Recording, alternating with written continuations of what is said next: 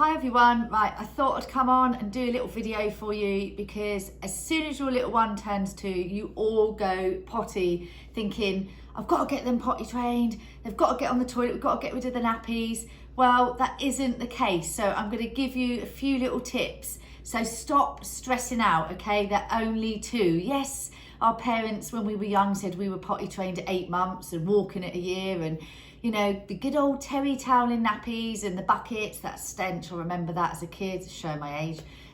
But we don't have to panic and we go into panic mode. But what I will say is if you think your child's ready, then go with it. But I'm going to speak to you about it first. So preparation is key for you. So even though you think your child is ready and everybody around you saying start potty training, it doesn't mean they're ready. And just because it fits in with your lifestyle, you can't force them to do it. And I really beg you to actually consider this seriously because it's important. So first of all, what I would say to you is if you're thinking, okay, they've got to be ready soon, get yourself a decent book and read a book to yourself. Read it at night, over a glass of wine, cup of tea, read it in bed.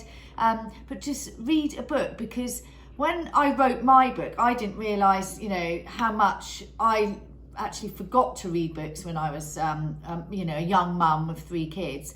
And I realise now that I read a lot of books now, and you learn every day. Things change. There's so many different things you can use to help you on your different journeys. So I definitely recommend you read a book. There's so many. Go out, check Amazon. There's loads of beautiful bookshops, or go to the library and rent a book for a couple of weeks. But if you educate yourself first, you're a first-time mum or even a second-time mum, every child is different. So you can get some really good tips in the books, little tricks. And most of all the books tell you the signs of readiness and what to do and what not to do. Because if you get this wrong first time, I mean, don't panic if you do. We always get things wrong as parents. But if you get this wrong first time, it can make them regress and not want to try it again. So educate yourselves first, then start. Then we move over to signs of readiness. So I have so many parents message me and say, want to start on Saturday. They've looked down at their nappy, so we want to go with it. Okay, that's one sign of readiness. That doesn't mean they're ready. Here are the signs. So yes, stopping down, looking at their nappy when they're doing a wee or doing a poo. That's really good. So when they start saying that, say to them, are you doing a wee or are you doing a poo? Don't fluff it up with, are you doing a tinkle and anything like that? Are you doing poo-poos? You know, just say, are you doing a poo? Are you doing a wee? Keep it to those simple words because it will instill in them. It's really important.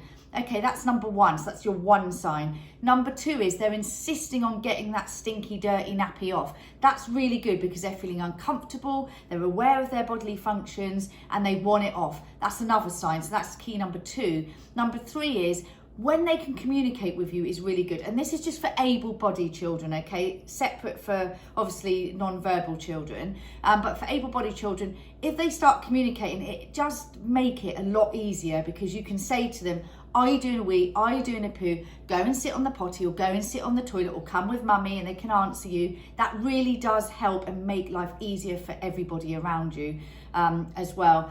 Another really good sign is, you know, when they're starting to hide behind things as well. That's another sign they're becoming really aware of what's going on with their body. So that's another really, really good key sign as well.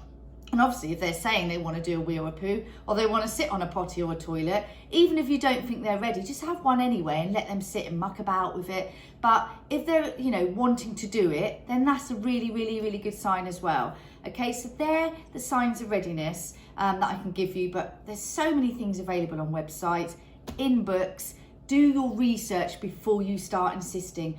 And don't, as a parent, put yourself under pressure. So if your nursery school is saying to you, I think they're ready, but you as a parent don't, then go with your gut first, okay? Because nurseries, as much as we love them and we need them as parents, sometimes, obviously, for reasons that are easier to them, they want to get them out of their nappies, obviously because they don't want to be changing loads of toddlers with their nappies, which I understand. But it's really important that you as a parent know all these signs, feel those signs, see those signs.